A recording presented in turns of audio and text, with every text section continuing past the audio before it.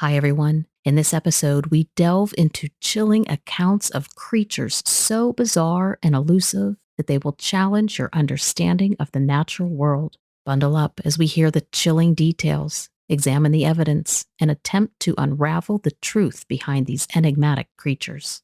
So, if you're in it to win it, please squash that subscribe button and let's get into the stories. I dug up something I shouldn't have. I want you to know that it wasn't my idea. I'm the type to turn around when something isn't sitting right in my stomach.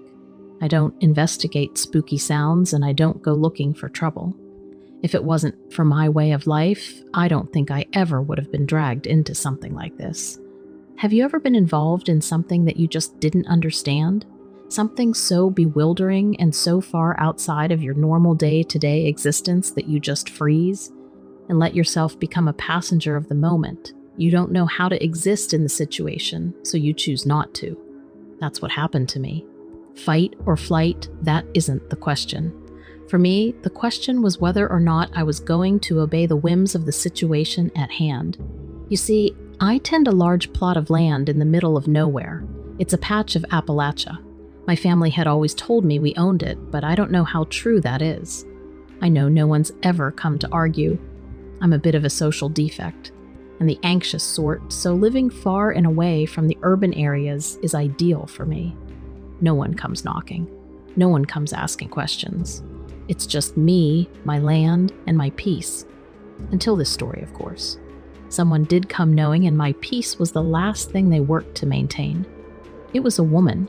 Well-dressed and straight-laced. Her accent made me think of Maine, but I'm not exactly an expert on that subject. She was holding a remote in her hand, something weird, like a controller for a little remote control car with a big screen in the middle. I asked, and she shared. It was the controller for a drone, she said. She was on a scavenger hunt. That didn't make much sense to me. She said she had been gifted this experience by one of her family members. She was supposed to travel the northeastern United States, finding treasures from her family's history. She had some coordinates around this area and chose to fly her drone over the trees to get a lay of the land. Now the drone was lost and she needed help reaching her destination. Just my luck, that destination was on my land. She saw my house from her overhead view, she claimed. I knew at once that she was lying. I knew at once that no one in fancy shoes like hers had come planning to trek through the Appalachian wilderness. I knew that there wasn't any treasure buried out in my woods. I'd walked my land plenty of times and only ever found animal bones. It turns out, animal bones were exactly what she was looking for. Meeting her made even less sense than her story. Every red flag I could imagine was flying high, but I didn't know how to say no. Maybe it makes me unlikable or too passive, but I don't know how to deal with situations like that. I don't know how to deal with people and tell them no when I don't want to do something. So I agreed and we set out. I walked her where she wanted to go and listened to the yarn she spun. Something about a kooky uncle who tries to turn everyone's life into an adventure. She stumbled when I asked the uncle's name when I asked whereabout he was from. Maybe she was counting on the unreliability of her story. Maybe she knew that when I retold it, it would sound unbelievable from the very start. A young woman appeared outside my cabin. What kind of story is that? We came upon a creek that I was plenty familiar with. We followed it away and then turned to cross over a large slab of rock. After another 15 minutes, I was silently commending her. This was a part of the wood that I didn't recognize. The more we walked, the pushier she became. The more her heels snagged in the dirt, the less she tried to convince me of her sloppy little alibi. Eventually, we found what she was looking for. It was a mound of dirt, the size of a grave, I guess. Then, in a real clever way, she told me to dig. She tricked me into saying that I could do it more quickly. She thanked me for volunteering before I could protest.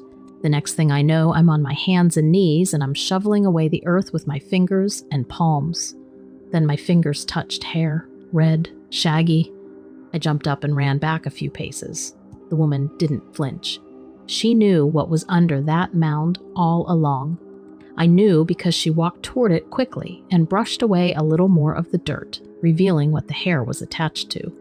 I swear it was the face of an ape, maybe the face of a man. Appalachia is known for its mountain people who live simply in the wilderness. It was close enough to looking human that I threw up on the spot. She then turned back around and dismissed me. She urged me along like I was a little dog that had followed her into the woods. I stood there a while, just stunned. I listened as she called someone on her little device and told them that she had a positive ID. I don't know what that means, but I do know that when I heard the helicopter, I ran. That was too much for me, too much for my anxiety. I didn't need to see any additional strange people doing strange things in my woods. Nobody ever came around asking questions. Nobody ever came around telling me to keep quiet. But then again, why would they? I had no proof. I've only got this story to tell, and it isn't very good to begin with. I do know that the helicopter hovered above the tree line for a while.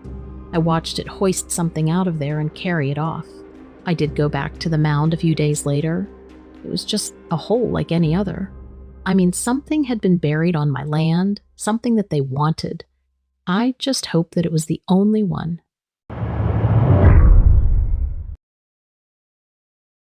I live in the Northwest. There are trails everywhere for hiking and sightseeing. I live in a small town between Seattle and Olympia. I'm not going to say the name, but if you know the area, you might be able to guess. Anyway, long walks and hikes are part of my regular routine. I usually go with a friend, but she wasn't feeling well. I decided to go on my own. No big deal. I've hiked these mountains and cliffs 100 times. It was early in the morning and foggy. The sky was a flat gray. I brought a jacket. Rain is common out here. The area I went to was pretty desolate. The only people who really hike the trail are the more serious hikers and people who know the area. The terrain is steep, and there are slippery spots where the trail is worn smooth. There are other ways up, but they're rocky. That's just as hard in the rain. As the fog dissipated, it started raining. At first, a drizzle, nothing out of the ordinary. And then it started really coming down. I slopped up a muddy incline and tried to escape the rain under a dugout space with exposed roots. It mostly worked to stay dry. Well, dry enough. But the rain was really coming down. The path became a rain gutter. I was basically just waiting out the downpour when I heard something. I thought it was maybe some brush falling from the weight of the rain. I couldn't tell where it was coming from. I listened out for any more sounds, but only heard the hammering rain. A few minutes later, I heard crashing again, and this time it was followed by a cracking sound, like a tree had been snapped. I felt a wave of nerves flood through me. I watched in disbelief as a smallish tree tumbled down the path and past me. I jumped back further under the mud awning I was under to stay dry. I slipped in the mud and started sliding down the trail. By the time I could stop myself, I was filthy with mud and soaked through my jacket all the way to my skin. I heard another loud cracking sound. I thought for sure another tree had snapped and was going to tumble down the trail and crush me. Before I could prepare myself in case that happened, I heard a nasty growl from somewhere up the trail. It was so startling and loud that I lost my grip on the branch I was hanging onto. I slipped again and laid on my stomach. The growling continued. I racked my brain. I hiked these trails every weekend for pretty much my entire adult life. There's no wolves or bobcats or anything. It's a safe area. I crawled onto my knees and kept an eye up the trail. The rain was coming down even harder, and that scared me worse because I could hear that growl too easily with all the noise of the rain. Whatever was up there was hiding in the brush, but it kept growling, and then it stopped as suddenly as it started. Everything went quiet except the sound of rain, and then a horrifying howl filled the air. I could feel it in my chest. I wiped rain from eyes. I stood there like an idiot, just waiting to see whatever it was. The growling started again, and there was a smell now too. It smelled like the zoo, but stronger. It smelled like a tipped-over garbage can was covered in pee. I put my hand over my mouth. The smell seeped through my fingers and into my nose. It smelled like rotten meat. I heard another crash, and this time I saw branches moving. Some of the trees swayed, and more branches broke off the trees. I squinted up the trail. Through the downpour, I could barely make something out, but it was moving. I heard the growl again, and it sounded like something was spitting. I could smell an iron smell, blood, and something else. I was scared now, too scared. I couldn't concentrate. I think I got my bearings a little when I could smell something like wet dog. I couldn't take my eyes off the shaded area of trees up the trail. Something moved. I definitely saw it now. Something was rising and falling, like it was breathing. It was big and it had blackish wet hair or fur. I watched as it rose up and stood on 2 legs. The back was hunched, but I could tell it was big and very strong. Its head was like a dog. I had a Doberman growing up and it looked like that, but it was hairier, like a German Shepherd. Its eyes were glowing, and they were these angled slashes in its long head. The snout was long and pointed, but there were yellow fangs showing in rows of sharp teeth. Its brown tongue hung from the side of its mouth. It reached its full height and then howled, lifting its snout up into the air. The howl went on and cut through the sound of the rain. I let go of the branch that was steadying me. I slipped and fell on my ass. I slid down the path. The thing kept howling, its horrifying long head looking straight up at the sky. Finally, I got my feet under me and ran down the trail. I refused to look back even once. I just ran. I had only been maybe a quarter mile up the trail. I jumped in my car and drove home without thinking about how filthy I was or how cold and soaked I was. I could have cared less about getting my car dirty and wet. Basically, I tried not to think of anything at all. The McGinley family lived in a snowy town in North America. Like many other blue-collar American families, they took their vacations at the beach in little seaside American towns with carnivals and boardwalks. The 2 children, Stephen and Jenny, seemed to enjoy it growing up, but when Stephen, the oldest, reached about 18, these types of vacations became old and boring for him. Jenny was 15 and still at the age where she liked bringing a friend along and heading out to get lost on a Ferris wheel or some other ride, but Stephen felt like he never had anything to do. Stephen didn't boogie board or build sandcastles anymore. He thanked the heavens the game he was currently into was on his handheld system, and he just played that for almost the entire drive. Otherwise, he was that kid in the back seat, the one with the big headphones staring out the window who wouldn't speak except the occasional sentence at rest stops. Arriving at the hotel, Jenny and her friend jumped out of the car and began digging through the trunk for their bags.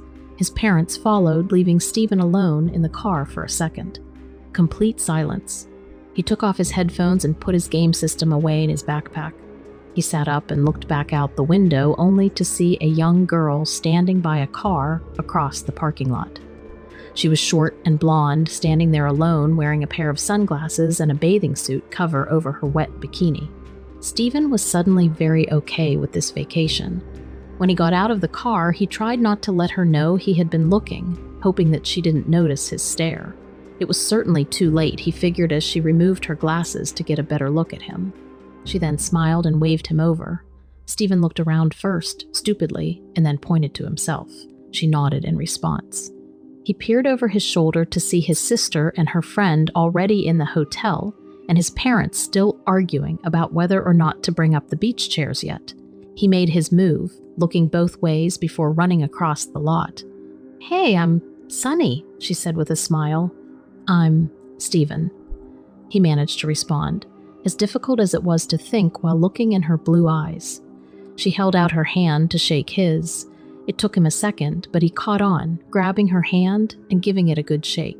"How long will you and your family be in town?" she asked. "I think we got this room for a whole week. It's almost the end of the season and Dad likes to be cheap." Stephen laughed. It seemed like Sunny caught on, but there was something about her laugh. She came off like she didn't understand what he was talking about. He didn't care she was giving him attention. "Well, tonight there will be a bonfire down on the beach after all the tourists go to sleep. You should come say hi." Sunny started to walk away. "We're on the beach," Stephen shouted behind her. "Right here in front of your hotel," she said over her shoulder. "Just listen for the singing." What were the odds, Stephen thought, cute girl on the beach, having a bonfire with kids his age. He had to hope his sister and her friend wouldn't catch on, but other than that, at least he now had something to look forward to. The first day came and went, with the family going only as far as the hotel pool. They wanted to ease their way into their vacation, and Stephen's parents definitely had a whole plan for the week. He was only concerned with seeing the bonfire from his balcony and knowing when to make a run for it. He told his parents he would probably go for a walk at some point that night, but they didn't seem to care. They wanted him to get out and enjoy himself, but 7 o'clock came, then 8, then 9, and still no one on the beach except for the occasional dog walker. The next thing he knew, Stephen woke up cold, still sitting out on the balcony in a chair covered in a towel. He pulled himself up and looked at his phone. It was 2 in the morning. His parents must have draped a towel over him before they went to bed. He even saw that his sister and her friend were set up on the pull-out couch in the living room. He had a cot to sleep on, but he wasn't interested in even going to sleep. He was so disappointed that Sonny had let him on, but it was what it was. As he stood up, however, a spark went up on the beach. A small fire ensued, and he could hear the sounds of a soft but beautiful singing in the air, which excited him. It was very dark, but the fire would light his way onto the beach, and he was also very drawn to the song he was hearing. She didn't lie to him after all, he thought. And now he was going to actually do something fun this vacation? He snuck through his hotel room and out the door. Running down the hallway, he decided to forget about the elevator and head straight down the back emergency stairs. The exit from those stairs opened up on the sidewalk to the back of the hotel. He could smell the fire like it was right under his nose, and he followed the smell around the corner and up the walkway to the beach. The fire burned brightly. Stephen still couldn't see anyone around it, but figured people had to be around somewhere. But strangely, as he walked, the closer he thought he was getting, the fire seemed farther away. He was moving slowly through the sand, his sneakers weighing him down, and that's when he saw Sunny in the distance. She stepped out from behind the fire and waved him over. He felt like he was never going to make it there. Sensation was just so strange. He could still see her waving and the fire burning, but he now noticed that his feet were wet, and then his legs too. And then he lost the ground beneath himself. He was now no longer on the beach running towards the fire. The fire was all the way out in the water, and he was now in the dark ocean. He turned around to look back towards land and see how far he had actually gone out. He was so far that he couldn't even make out the area where the waves hit the sand. Stephen looked back to where the fire had been, but it was now gone too. There was nothing out there in the water but darkness now, but he could see the small twinkle of lights left on in the hotel windows. But that was all. He couldn't figure out how he had gotten so far out into the water, but at that point, he just wanted to swim back to shore and get back to his room. Forget Sunny. This was too weird. Maybe she drugged him. Despite swimming as hard as he could, he didn't make too much progress getting back to shore, and before he knew it, something grabbed onto his ankle and began tugging him under the water. The grip on his ankle was like no other. It was cold, unyielding, and downright terrifying. Stephen started to panic a bit, feeling the pull from below, but he knew he couldn't lose his cool. Not now. He tried to kick his leg free, but the more he struggled, the tighter the grip seemed to become. Water was splashing everywhere, and he was making all kinds of noise. And that's when it happened. He felt a sharp pain in his ankle as whatever it was bit into him. He knew he had to act fast, or that would be the end of him. He reached down and tried to pry the creature's jaws off his leg. His hands were trembling, and the salt water was stinging his eyes, but he knew he had to do something. The pain was unbearable, but he managed to get a hold of something, a piece of rock or coral, he couldn't really tell, and he jabbed it into the creature's eye. The creature released him instantly, letting out a sound that was unlike anything he had ever heard. It was an inhuman, anguished cry that sent shivers down his spine. But he didn't have time to think about that. He had to get back to shore. He swam as fast as his injured leg would allow, glancing back occasionally to make sure the creature wasn't following him. The adrenaline pumping through him allowed him to ignore the pain in his ankle, at least for a little while. As he neared the shore, he started to make out shapes on the beach, people who had heard his cries for help. but he didn't stop. He dragged himself onto the sand, completely exhausted, and collapsed. The folks from the hotel were kind enough to help him and call for an ambulance. Turns out he had a nasty bite, and it needed stitching, but he was going to be okay. As for what that creature was, no one really knew. Some said it was a shark. Others thought it might have been something else, something not known to man. But Stephen knew that whoever or whatever that girl was, she definitely had something to do with it. He knew that she had almost lured him to his death. Stephen never went back into the ocean after that night, and he was quite happy that his mom and dad were being extra cautious and watching him and his sister every minute. Can't really blame them, can you? Anyway, Stephen told me that sometimes he still wakes up in the middle of the night, feeling that cold grip on his ankle and hearing that haunting cry in his dreams. He'll never forget that night. It's a reminder, you know? You never really know what's lurking beneath the surface, and sometimes it's better not to find out. But Stephen, he's a tough guy, and he survived something that most people would never want to even think could happen.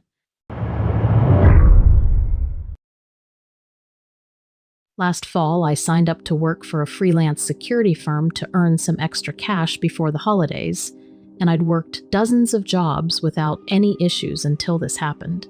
I got a call early in the day from my recruiter telling me they needed emergency help because this small hotel's usual guy had just up and quit, effective immediately.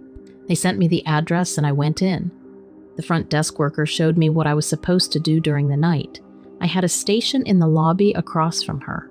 I was supposed to act more like a deterrent for crime than anything, and I had to do a round through the hotel every 2 hours to make sure everything was all right. Seemed easy enough. Not long after I settled into my area, the desk attendant started making small talk. I'm not much of a talker, so I answered her in short responses to try and signal to her, "Hey, let's just enjoy the quiet." Then, after some time had passed and out of the blue, she said to me, "This place is haunted, you know." Of course I had to ask more about that, but when I did, all she said was, "I'm sure you'll see it for yourself soon enough," then laughed as if it were a normal thing to say. I left to do my first round. I brushed off what she had said. I've always been skeptical, and some crazy old receptionist couldn't change that so quickly. The hotel was only 3 stories, with 10 rooms available for guests to stay in. I walked up the first flight of stairs and cleared the second floor. Then I walked up the second set of stairs and began walking down the hall. I couldn't explain it, but something in me was on edge as soon as I stepped foot in the hall up there. A chill came over me and I felt the hair on my neck stand up. It was quiet as I walked to the end of the hall. I made it halfway back down the hallway when I heard thumping from above me. It was loud and it sounded like it was coming towards me, like heavy footsteps running almost. I stood in place and looked at the ceiling while I listened to the noise. The sound finally reached where I was standing, and just as I was expecting it to move further away, it thumped 3 times right on top of me. As soon as the thumping stopped, I heard a slow creaking noise from behind me. I turned around and the door to one of the rooms I'd walked past had opened. I honestly didn't want to go over and check it out. I wanted to turn around and leave, but this was my job for the night and I had to check it out. I walked to the door and knocked on it before I opened it all the way. I yelled hello to see if anyone responded. I was hoping a guest might have heard the thumping and peeked out to see what it was. No response. I announced myself as security and then opened the door all the way and turned on the light. There was no one in the room, and it didn't even look like a room they would have guests in. All of the furniture was covered with white sheets, and the pictures and mirrors were off the wall and facing away from view. I couldn't understand how the door opened. I tried to rationalize it. Maybe the vibrations from the thumping opened it, or I stepped on a loose floorboard, but it didn't make sense. I closed the door and left. I made my way back down to the lobby, and the receptionist was still there, looking at me with a small grin. She asked me if everything was all right on the walkthrough. I asked her how many people were staying on the 3rd floor, and they told me that only one couple was staying at the hotel and that they were on the 2nd floor. I was clearly confused by that information. I'm sure my face was giving away my thoughts, and she asked me what happened. We chatted about some other strange occurrences that had happened at the inn until my next round. Apparently, people have reported seeing shadowy figures. They've heard knocks at their doors, but no one was there when they answered. Also, many people have said they've had vivid nightmares about things that didn't make sense, like noises that they didn't understand. I was apprehensive about my next walkthrough, but I had to do it. The second floor was fine. No disturbances to report, but the third floor was once again noisy. It wasn't thumping this time. I could have sworn I heard crying. I froze when I looked down the hall. That same door was open again, and I know I closed it. I approached the room slowly with my hand on my taser and turned on the light. The crying stopped when the light came on. I walked in and looked around the room. I didn't see anyone. I called out for whoever was in there to come out and let me know they were okay, but I got no response. I walked to the window to make sure it was shut and locked, but as my back was turned, I heard the door slam. I immediately dropped what I was doing to rush to the door. All I could think was that I needed to get out of there. I opened the door and ran out of the room. That's when I saw her at the end of the hallway. A woman stood in front of the stairs with her face in her hands. It looked like she was crying. My heart fell to my feet and I froze in place. Thumping noises began above me again and rapidly made their way towards the woman. That's when a door to another room creaked open and she walked inside. I ran down the stairs back to the lobby without looking back. I told the receptionist what I saw and she nodded her head. Obviously, this wasn't a new story for her. She seemed okay with it, but I definitely was not. That was my last round. They could fire me if they wanted. I stuck out the night, but did so without ever leaving my station in the lobby. I'm sure this is why the other security guy quit on such short notice. At least I stuck out the night.